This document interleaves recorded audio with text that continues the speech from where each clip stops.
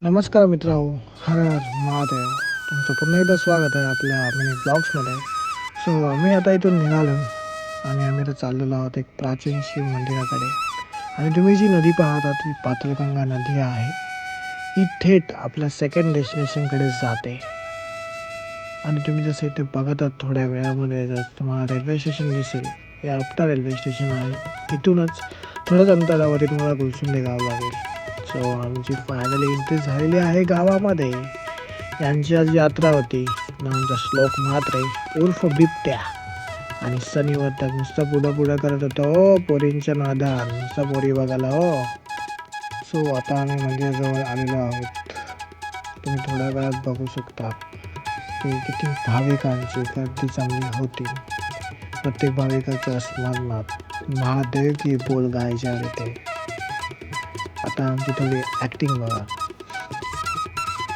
तेव्हा मग तुम्हाला आता या मंदिराची कहाणी सांगतो. तर हे जे मंदिर आहे गुलसुंड गावातील सिद्धेश्वर शिव मंदिर आहे. The 800 years old heritage temple, एक प्राचीन शिव मंदिर. सो हे जे मंदिर आहे हे पाताळगंगा नदीच्या किनारी स्थित असं एक स्वयंभू सिद्धेश्वर मंदिर आहे. आणि या मंदिराच्या गर्भगृहामध्ये स्त्रियांना जाणं अलाउड नाही आहे. फक्त इथे पुरुषच जाऊ शकतात गर्भगृहामध्ये. जसं वैष्णेश्वर मंदिरामध्ये आपण जेव्हा जातो तिथं आपण शर्ट किंवा टी शर्ट काढलं जातं आतमध्ये जाताना, तसं इथे सुद्धा आहे. या मंदिरामध्ये सुद्धा पुरुषांनी शर्ट किंवा टी शर्ट काढून जाणं गरजेचं आहे.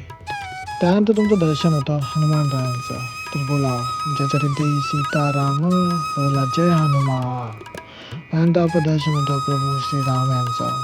सोबत माता सीता सुद्धा आहेत आणि प्रभू लक्ष्मण सुद्धा.